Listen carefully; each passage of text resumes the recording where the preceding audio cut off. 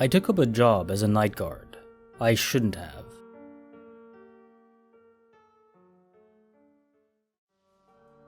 When I first saw the ad, I didn't think twice. Earn up to $80 per night with our simple job as a night guard, no prior experience required.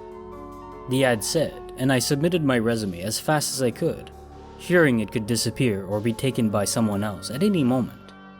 Not 2 hours after submitting my application, I got a response on my email that I've been hired and can start working from tomorrow night. It struck me as odd that there was no job interview and that I needed to start working right away. But hey, maybe they urgently needed someone. I've been jobless for over a year now, so I naively ignored any red flags and was just happy to have a job. I went to the given address at 8 p.m. and it turned out to be an office building. "Hello?" I called out as I entered, but no one responded. The hall was in an engulfed darkness, and the only source of light was coming through the pane of glass on the door, which had the name Security on it.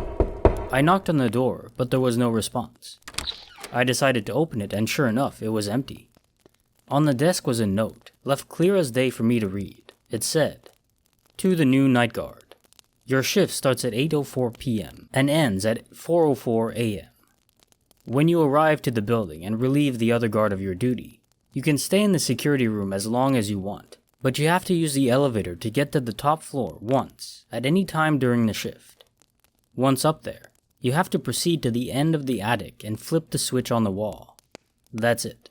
If the other guard is not in the security room at the time of your arrival, make a report in the notebook and we will inform his family. As for your duty, it's very likely that when you push the top floor button, 25, the elevator will go past that floor and you may see that it stopped on floor 33. If this happens, do not try pushing any of the buttons since it will not work. Go forward through the hallway. Note that the flashlight may not do much to illuminate the area, but still bring it with you. There's a spare in the drawer. Some people report hearing or seeing office employees working at their desks, coming from any of the adjacent rooms. You may see them doing something like typing on a computer which isn't turned on, or typing one word over and over on the screen. Ignore them at all costs. It is currently unknown if the employees are real or a manifestation of the mind, but ignoring them should keep you safe. Turn left when you reach the end of the hallway. You may sometimes see a man standing in the middle, blocking your way. He will do you no harm as long as you maintain eye contact with him. You have to get past him, so put your hand on the wall to your right or left, and slide it across as you go through to avoid stumbling and losing eye contact with the man. He will keep following you with his gaze and try to distract you. Reports indicate he may point behind you with a look of fear on his face to try to get you to look away. You may also hear loud crashing sounds or voices right next to you, but ignore them. Once you reach the end of the hall and around the corner, and not a moment sooner, you're safe from the individual. When you reach the exit which leads to the staircase, proceed down. Make sure to note what floor you are on, and if any of the floors start repeating on your way down, immediately go back to floor 33 and then start descending again. If you see any of the other stair doors open, proceed carefully, especially focusing on the ceiling or underside of the stair. You may start to hear footsteps coinciding with your own behind you. Don't stop to listen and don't turn around. Just proceed as you normally would. If you feel that the footsteps are getting closer, go faster, but try not to arouse suspicion. If you hear a high-pitched scream coming from above, it usually sounds like a mountain lion. Run down to floor 25 as fast as you can, and pray you are faster than the thing chasing you. If you are forced to continue going down despite the floors repeating, enter the closest floor. You will find yourself back in hallway of floor 33, so simply repeat the steps from before. Once you reach floor 25, you are in the clear.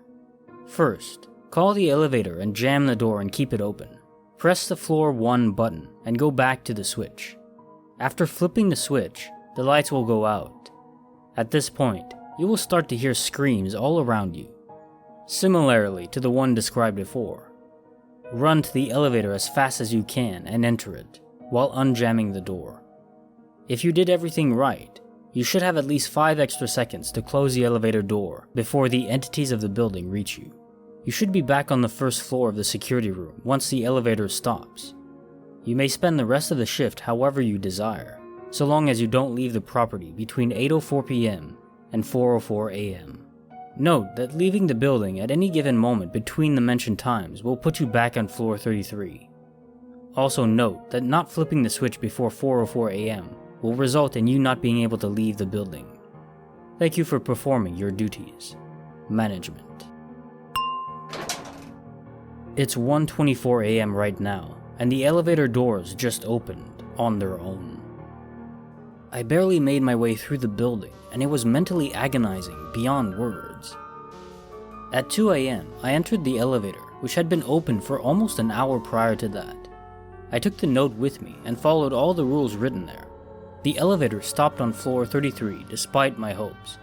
There was a sound of typing to my left, and when I peeked through the shattered glass, I saw a guy in formal attire sitting by an old PC layered with dust, which wasn't even turned on, and typing away vigorously.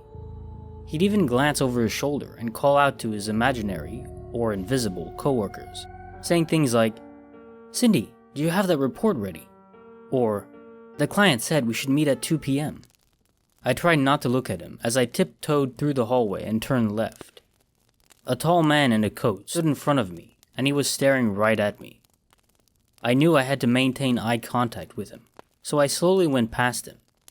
The entire time he tried to distract me by pretending he was about to hit me and hoping I would flinch, pointing to things behind me in a very convincing manner, with a look of horror on his face, etc. I swear at one point someone even screamed, "Watch out!" right in my ear.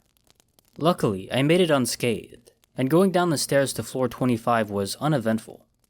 I made it to the end of the hallway on 25th floor, flipped the switch, and rushed back to the elevator as blood-curdling screams echoed all around me.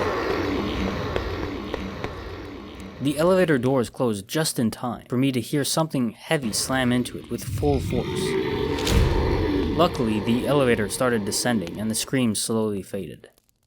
It stopped on floor 1, but the door wouldn't open. I pressed the open button in vain, and then the elevator started moving down. I slammed the number 1 button over and over, but the elevator failed to respond. It went down for an impossible amount of time, descending by my estimation at least 15 or 20 floors.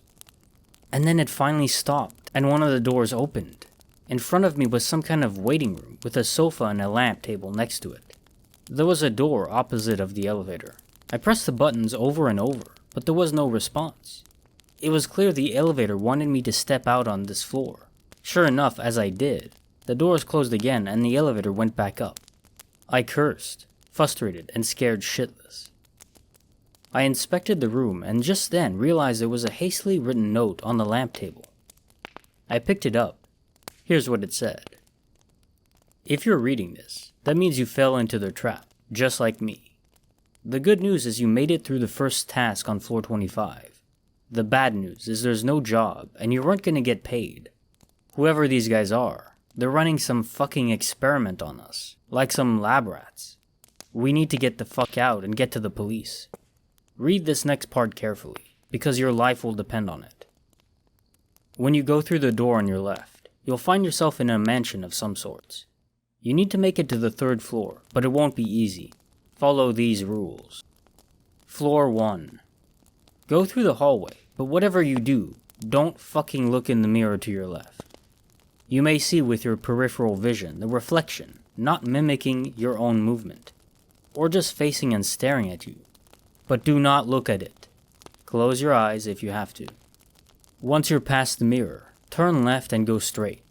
You may hear the toilet flush in the bathroom to your right at this point.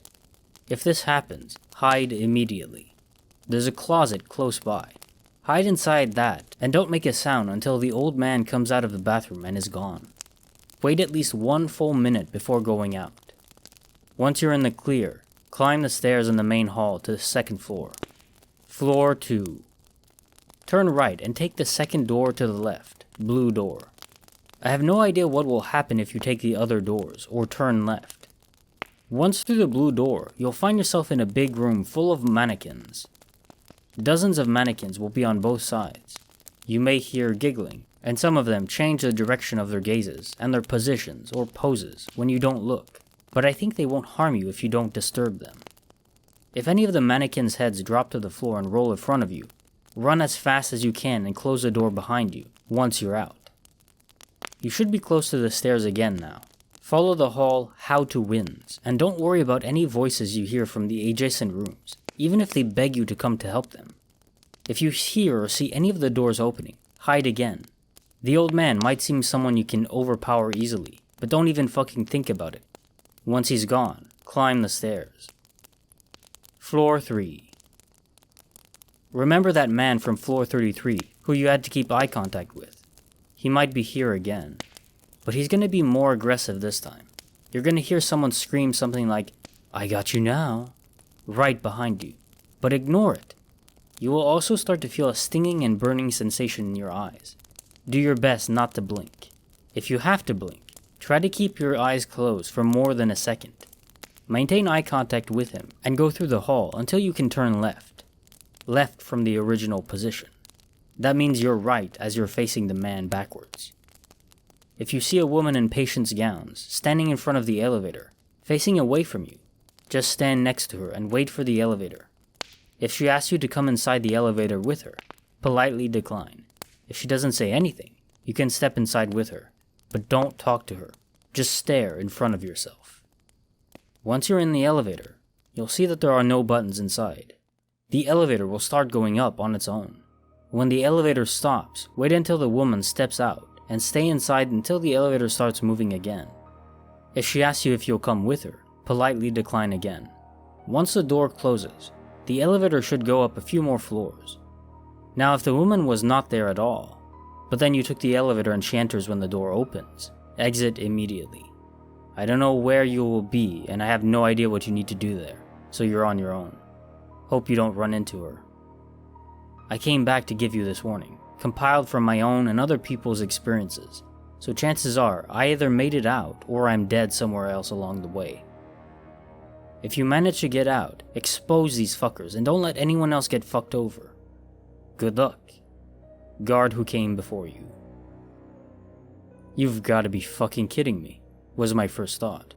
10 minutes later though, I was in the clear and managed to get to the elevator by following every rule the guard laid out. I was lucky though. Aside from the old man in the bathroom, no one else bothered me. I heard a giggle and a set of footsteps in the mannequin room, but neither the staring man nor the patient woman were present. So I managed to safely take the elevator, my heart thumping the entire time so fast I thought it was gonna burst out of my chest. The elevator started going up and I prayed I would be back at the reception. My hope was short-lived, because when the elevator stopped and the doors opened, I was in an advanced security room with a bunch of camera feeds across the entire wall. On the desk on top of the keyboard was another note. I sat at the desk in front of the camera screens because I felt like I really needed some respite after the ordeal from before. I was so tired and scared. On one hand, I felt really vulnerable without a weapon, but on the other hand, I was glad I didn't have anything that I could potentially use to end myself. I tried not to think that suicide could prevent a far worse fate. I glanced at the camera feed. It seemed to be covering some sort of rundown hospital. No one was on any of the cameras, except for one. That patient lady from before was peeking around the corner of one of the cameras, as if she was waiting for someone to give them a jump scare. I looked down at the note in front of me. It said, "Still alive? Good. You're going to need to follow an even stricter set of rules in order to get past this area, especially making sure you do things according to a very specific time. First off, no matter when you enter the room, the alarm clock on the desk is going to say 3:19 a.m. I glanced at the small clock in front of me. 3:19 a.m. and it just turned 3:20. I continued reading. You need to follow these rules according to the times, and do not be late nor early anywhere. This is the most important part. First off, take a look at the cameras and see if the staring man is anywhere on them. If he is, you'll see him staring directly at the camera. Turn off the camera and then turn it back on again. The man should be gone. If he's not, Repeat until he is. Take some time to rest and prepare. At exactly 3:35 a.m., go out and conduct a patrol around the building as if you were on a regular guard duty. You need to check every room on floors 1 and 2, and you'll need to be back in the security room by 4 a.m. While you're patrolling, you may see a doctor in one of the rooms. He usually just appears out of nowhere. The room is empty one moment, and then you turn around and he's there, performing surgery on a mangled corpse. If you see him, back away slowly and try to exit the room without being noticed. If he calls after you, don't ignore him. He'll ask you to assist him by giving him surgical tools from the tray. So just do what he asks. Try not to give him the wrong tools, otherwise you might be the one he's going to dissect on that table next. You probably saw that woman peeking behind the corner on the camera by now. Don't worry, she'll be gone during your patrol. Once you are done with your patrol, get back to the camera room. You may sometimes see another guard sitting by the desk when you return. You can talk to him normally like you would a friend or a coworker. Do not try to talk to him about your current predicament. At 4:15 a.m., he'll say he needs to conduct a patrol, and as soon as he leaves the room, lock the door behind him. From 4:15 to 4:30, you may hear knocking on the door and rattling of the knob, but you'll see no one on the camera covering the outside of the security room. Ignore the knocking and rattling, no matter how incessant it becomes. Even if you hear desperate cries for help in the voices of women and children, or the guard from before, don't open the door. They can't get inside if you don't let them in, so you should be safe. 4:30 to 4:40. You have a break, so take a moment to recuperate. Do not take a nap. From 4:40 a.m., you should focus on the cameras. You will start to feel really sleepy. No matter what you do, you must not fall asleep.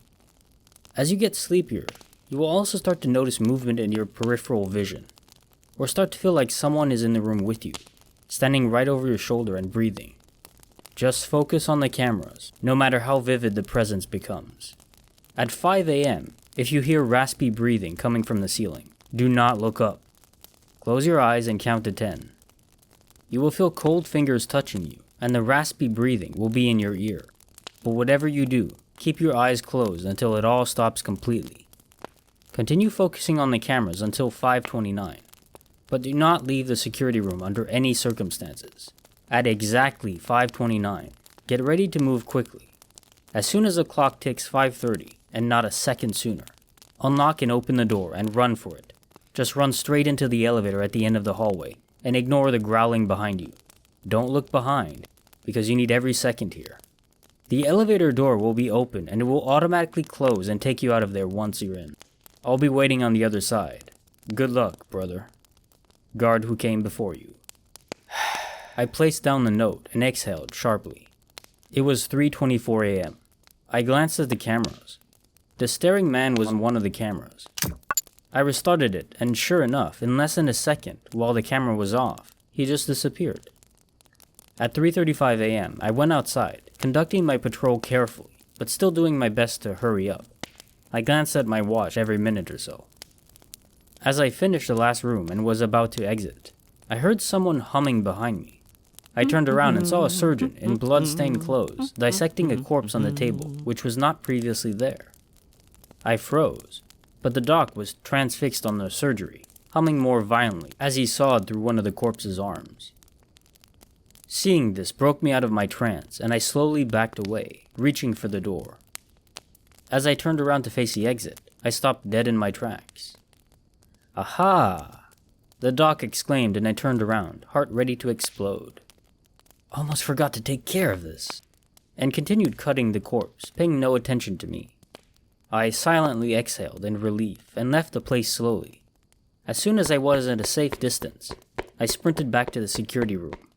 The room was empty, no guard in there like the note mentioned. I locked the door and continued following the agonizing rules on the list until 5:29 a.m., ignoring anything else in the room until then. As soon as the clock ticked 5:30, I heard a growl behind me. I opened the door and ran faster than I ever knew was possible, while the growl behind me turned into something that sounded like demonic barking. It kept getting closer and closer. I ran into the elevator, practically ramming the backside with my shoulder. I turned around in time to see a pair of red eyes staring at me from the hallway before the elevator door closed. The elevator started going up and stopped shortly after. When it opened, I found myself in an empty wide room with an electronic door on the other side. The only two things that contrasted the white walls and floors were a monitor mounted on one of the walls and the silhouette of a person in a dark uniform. He had a sign which said "Security" on the back. "I finally found you." I smiled and stepped out of the elevator. The guard looked at me with a confused expression, so I tried to explain who I was and thanked him for leaving the instructions behind me. He shook his head. "What are you talking about?" he asked. You'd said in a note that you'd be waiting on the other side," I said. "What note?" "Look bro, I'm just trying to find my way out of here. Been trying to find a way to open this door for ages." He looked even more confused by this point. "Look man, I've been following these notes you left because you said you'd be here, so just cut the bullshit." I took out the note and presented it to him. He inspected it with a serious look on his face and then looked at me and said, "Afraid you got the wrong guy, bro. This isn't my handwriting." "Well, if it wasn't you, who was it then?" I angrily remarked. Just then, the monitor on the wall turned on and a message flashed across the screen. "Welcome, new recruits." The message on the monitor displayed before disappearing. A new message replaced it, and the guard and I had to get closer to read what the wall of text said. "You've done well so far. You're not far from reaching your goal, but know that your tasks will get harder from here on out, and you have to work as a team to survive. The door will open in 1 minute. You'll see a guardhouse to your left. Enter it and read the note." As soon as we've done reading, the monitor turned off and the electronic door opened with a loud hum. A cold gust of air hit me in the face instantly, and as we stepped through the door, I realized we were outside in some sort of park. "What the fuck?" the other guard said. "Hey, maybe we can just run for it. I mean, fuck the rules, right?" I shook my head. Gotta be a catch. They wouldn't just let us leave. This probably isn't even real. Let's check the guardhouse first. We went inside the guardhouse, which had a desk and a chair inside. The note was on top of a desk next to a clock which read 5 minutes past midnight. The note said, "Out of all the rules, there are 3 main rules you will need to strictly follow at all times. The first rule is, never ever go off trail. If you do, getting lost will be the least of your troubles. Never stay together for too long, because it attracts them more easily to you. That is the second rule. Ending the first 2 rules, the third rule is, whenever the guards reunite, they should use code phrases. Example, Guard 1 asks, 'Where does a cat go?' And Guard 2 answers, 'To the alley.' Note that the code must be recited exactly how the code is agreed upon, word by word." Moving on to the rest of the rules, 1 guard should stay in the guardhouse, while the other patrols around the park. Patrols take about 10 minutes. For the guard patrolling, under no circumstances is a guard allowed to leave the trail when patrolling. See Rule 1. Turn left at the crossroads, and you will come back full circle back at the guardhouse. If you happen to hear the other guard's voice coming from the trees, calling for help, ignore it. You will hear his voice on a loop, usually repeating the same phrase with the same intonation over and over. Pay attention to the sounds of animal life too. If the park suddenly gets quiet, finish your patrol normally, but do not look behind or glance at the trees. During your patrol, every 5 minutes or so, loudly shout a simple word like, "Hello," into the air. If your voice doesn't echo, run back to the guardhouse immediately. Should you see a hiker in the middle of the trail, keep the flashlight pointed at his face at all times. He will ask you to move it away, stating it's too bright, but don't listen to him. He will also tell you he understands your situation, and will tell you to follow him since he knows a way out. Decline his offer. After this, he should leave. Do not take the light off of him until he steps off the trail. For the guard in the guardhouse, to stay safe, keep the door and window firmly shut at all times, safe for when the patrolling guard comes back. It may get annoyingly hot inside, but do not open anything. You may take off your jacket or shirt to alleviate the discomfort. Do not pay attention to any tapping on the windows. If you hear or see droplets falling on the desk in front of you, slowly stand up and leave the guardhouse. Stay outside for 2 to 3 minutes, and the droplets should be gone when you go back inside. If they are still there, exit again and wait for another 2 to 3 minutes. When the patrolling guard returns, ask him the code question while avoiding eye contact. If he doesn't respond or responds incorrectly, exit the guardhouse while avoiding eye contact and then return inside. The fake guard will be gone. If you survive until 1 a.m., both guards should proceed together to the end of the trail and turn right at the crossroads. Do not do this before 1 a.m. At this point, the forest life will be completely quiet, and the only sounds surrounding you will be occasional hurried footsteps coming off the trail. They can only approach you in the dark, so do your best to train your flashlights on them, even if you can't see them clearly. Guards should divide to cover both sides with light. End your task by reaching the end of the trail with a gate. That is your exit point. Make sure to take this note with you. You will need it. Damn it, the other guard said, and we sat in silence for a moment. I scratched my cheek and said, "Alright, I'll take the first patrol. What should be our code?" He thought for a moment and then said, "Shit man, I don't know. How about this? I'll ask, what should these fuckers do? And you can say, let us go." You got it. What's your name, by the way? The guard said his name was Sam, and I introduced myself as well. I left for the patrol with the flashlight and stuck strictly to the trail. Nothing major happened, no sounds off the trail, etc. But I did run into the hiker mentioned in the note. He seemed friendly and all, but I followed the rules and kept the beam pointed at his face, declining everything he asked. Eventually he left and I finished my patrol and returned to the guardhouse. After we confirmed the codes, Sam left for his own patrol. I followed the set of rules until he came back, confirming the code with him. By the time I finished my third patrol, it was 1:03 a.m. and it was time to go.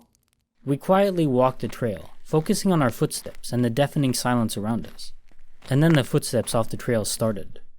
It sounded like someone was frantically running from one tree to another, stopping for a few seconds in between. This reoccurred over and over as Sam and I did our best to focus our beams on the source of the sound. But no matter how quick our reactions were, we never seemed to be able to catch whoever ran there. I caught a glimpse of a nude, emaciated man or woman here and there, but they always seemed to be just out of reach, either hiding behind a tree the moment I shone my light, or disappearing into the dark altogether. Finally, Sam and I reached the end of the trail and entered a fenced area with a gate on the other side. There was a pedestal in the middle and an object on top of it. When we approached it, it became clear it was a gun, with a note under it. Sam took the note and read it aloud.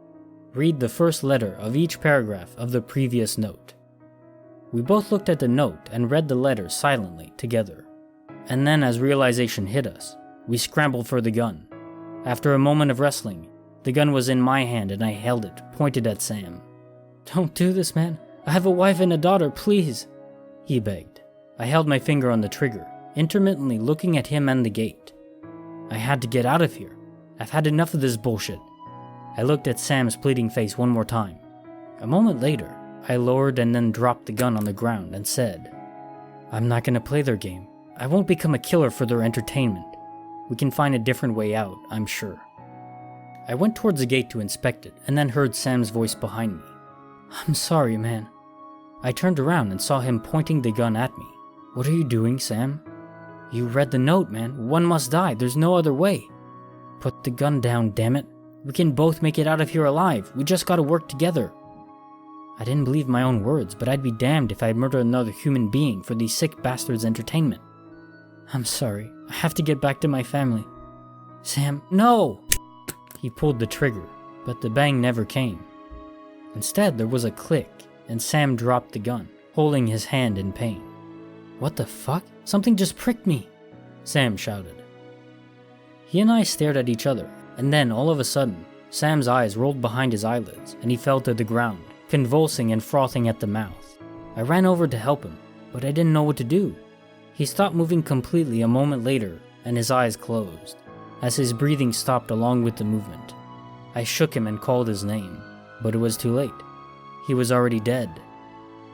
Just then, the gate started to open.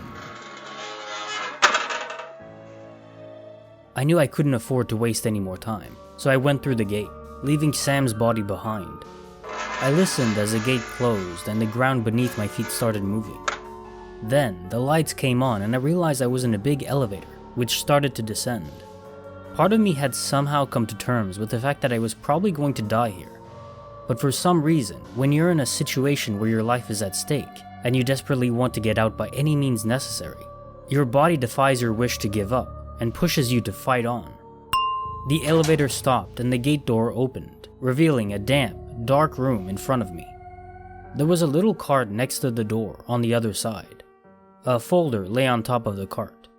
A circular logo with the name The Company was on the front. Below was the motto, "Your safety is our success." When I opened the folder, I saw Sam's face. It was his file. In it, I saw everything about him, including age, family, and even behavioral patterns observed by these freaks. And then the next page was my file. They knew everything about me, not just my age, nationality, etc., but also my ways of thinking and everything I have been through during the test so far. They even had predictions about my behavior before I even did something. They knew my every move. The last page underneath my file was a note. Here's what it said. "Congratulations on surviving this far. You have only one task left to complete before you earn your reward, which is to reach the elevator on the other side of this area. The list of rules for the final part is as follows. Once you are through this door, proceed straight through the corridor. Do not look, get close, or touch the glass on the left and right side, despite the irresistible urge. Don't stop for longer than 2 seconds at a time. During the entire time, you will hear whispers coming from the other side of the glass. If the whispers suddenly stop, run as fast as you can to the door. Once you reach the door, you will find yourself outside in a wide bridge. There will be one person aimlessly wandering there. He may look weak and drunk, but don't underestimate him. Only move when he is not looking at you, and when he faces you, stand as still as you can. If you see him stop all movement suddenly and go silent, he may have sensed you. The best thing to do is stand still and not breathe. He may approach and inspect you, but do not move a muscle until you see him calm down and facing away. Do not even think about making a break for the door when you're close to it and him being a distance away. If he sees you, he will catch you no matter how close to the door you are. Close the door behind you and you will find yourself in a dormitory. You will see pebbles on a wooden plate next to you. Put them in your pocket and make sure to always have at least one ready in your hand. Proceed through the next area as quietly as possible, especially if you hear footsteps and sniffing close by. Be especially aware of creaking floorboards. If you assume you may have attracted its attention, toss the pebbles at a distance to distract it. Do not run while it is distracted. Do not go for the exit yet, as the creature is standing in your way. Look for room 109. By this point, the creature will most likely be aware of your presence, so get inside the room and lock it as fast as possible. You will see that there is nowhere to hide, since this room is empty. That's not a problem, since this creature is blind. Run to any corner of the room and stay there as quietly as you can. Try to remain calm as the creature screams and rams the door. Once it is inside, it will inspect the room and sniff the air. You'll be safe as long as you make no sound. After a minute or so, the creature will leave and you'll be able to get to the next exit safely. Exit the dormitory through the back door and close it. When you turn left, you will see... The rest of the note was unintelligible, save for a few words and the signature, The Company, below. I narrowed my eyes, scanning the page over and over, but no matter how many times I read it, the text remained the same. I cursed loudly and put the page in my pocket, inhaling and exhaling deeply. Final stretch. No matter what happens after this, it would be over and I knew it. I opened the door, and as soon as I did, the whispers came from both sides. It sounded unnatural, as if whoever was on the other side of the glass was mocking me with their friends behind my back and trying to be quiet, but failing.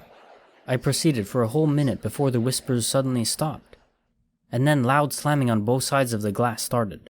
Handprints started to appear on the glass. First 1, then 2, then 10, 100, 1,000, all within the span of 10 seconds or so. I sprinted across the corridor and rammed the door with my shoulder. I turned around to close it, but the corridor was calm again. No sounds and no handprints. I took no chances as I closed the door behind me. I turned back and faced the sight before me. I was on a wide metallic bridge in the middle of nowhere. There were streetlights on, illuminating the entirety of the area. A very frail-looking person stood in the middle of the bridge, hunched forward and looking like he could barely hold his weight on his own legs. I couldn't see below the bridge, because it was too dark, but I was definitely somewhere that looked like outside. Slowly, I started to cross the bridge, making sure to stop whenever the person on the bridge looked in my direction. He seemed completely oblivious to my presence when I stood still, since he cut in front of me a few times without even looking in my direction. It wasn't until I was close enough that I could hear the wheezing sounds coming from the person, as if he had difficulty breathing. Could he really overpower me? Nevertheless, I carefully crossed the bridge and closed the door. As soon as I entered the dorm, I took the pebbles and perked up my ears. No sounds yet. Hastily, I found room 109, and as soon as my hand touched the doorknob, a blood-curdling scream echoed throughout the hallway. I quickly entered and locked the door, and then rushed into the corner, standing as still as possible, doing my best to steady my breathing.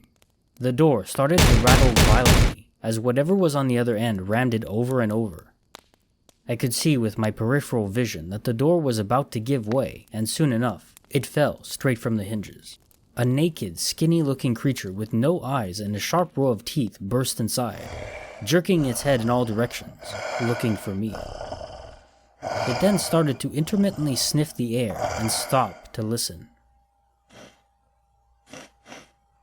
I had to clasp my hands over my mouth to stop myself from whimpering. Soon enough, the creature left the room. I waited for a whole minute before peeking out into the corner, still scared shitless. No one was there, and I proceeded to find the exit. After opening the back door, I found myself in another hallway.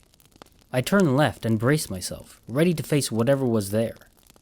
In front of me at the end of the hall was an elevator, but between me and the elevator stood none other than the staring man. Our eyes locked and I knew what I had to do. I heard screams in my ears and felt things brushing against me from behind and touching my neck and face, but I didn't take my eyes off of him. I hurried up to the elevator, and it opened on its own. I entered and continued staring at the man, and just before the door closed, something unexpected happened. The man nodded and looked away. The elevator started ascending this time. I had no idea where it was going to take me, but before I could process the thought properly, it opened again. In front of me was a room engulfed in darkness, and only a small beam of light shone in the distance ahead. Hesitantly, I stepped off the elevator and started walking towards the light. And then more lights turned on from the ceiling, blinding me for a moment and illuminating the entire room. "Excellent work," a voice in front of me said. It didn't take me long to realize that I was in some sort of control room, and the voice was coming in front of me, from the place where the beam of light had previously been. There was a big rotating chair there, and whoever was talking was facing away from me, so I couldn't see them. "You have successfully completed your assignment," the voice said again. "Who the hell are you? What do you want from me?" The chair swung around and a man in a suit revealed to be sitting in it. "To congratulate you. I usually don't go out into the field, but this is a special opportunity." Anger started to boil in me when I saw how nonchalant he was about this whole situation. I started to stride towards him, but then heard the distinctive sound of a gun being cocked behind my head. "It's okay, Sam," the man said. I turned around to look at my assailant. It was Sam, the security guard, alive and well. "Sam?" I asked. "I watched you die. What the hell is this?" "Sam is an amazing actor. I'm starting to think he should have gone for a different career," the man in the chair said. "You were in on this the whole time? I don't believe this," I asked, and then faced the man in the chair again. "Well, your test is complete, right? Time to kill me?" The man threw his head back in laughter and said, "Kill you? Don't be silly. This was necessary for evaluation. We have to go through a very strict hiring process because we only hire the most suitable candidates. I know the test was stressful, but you passed with flying colors. Forget the whole $80 per shift thing. The money we'll be paying you will cover all your debts, medical bills, and then some." I let out a chuckle at the absurdity of the situation and said, "Hiring process? This was some kind of job orientation the entire time?" "Well, yes. What our company deals with here is not ordinary guard duty, as you saw back there. And this is why we need to make sure our candidates don't do something to endanger themselves, or others. So all those things back there, they weren't real. Oh, they're as real as they come, and you are in actual danger the whole time. We have intervention always ready, but sometimes accidents do happen. This is a process candidates are subjected to, and out of 43 applicants, you are the only one to make it to the end. So you want me to work for you? I looked at Sam, who had a neutral expression on his face, and then back at the man. What if I refuse? Then you get a slightly higher compensation than what was mentioned in the ad, and you go home and look for another job. The man shrugged. I could go to the police and rat you out, I replied. You could tell them everything, but you'd find that the police found no trace of anything you mentioned. No ghosts, no monsters, not even an ad listed by any company you mentioned. In fact, the company itself is not registered anywhere. There's nothing except an old abandoned building. He motioned for someone on the side to come. A woman approached with paper and pen. She handed them to me. At just one glance, I realized it was a contract for the company as a security guard, and the compensation was shocking, to say the least. The amount they paid would cover all my bills, and I could finally move out of the shithole I live in now. The man continued. You could walk away and go to the police, or you could come work for us. Help the world and the fragile residents by keeping them safe from the horrors you witnessed, because their safety is our success. He smiled. I frantically clicked the pen over and over, looking at the man's smug face and then at Sam. He nodded subtly to me as I looked at the contract once more. So much money. Before I could change my mind, I signed the contract and handed it back to the lady. The man smiled widely and then stood up and shook my hand as he said, "Welcome to the company. This is Kinetic Symphony. If you've enjoyed this narrated story, please subscribe and like the video to help me grow. Thank you."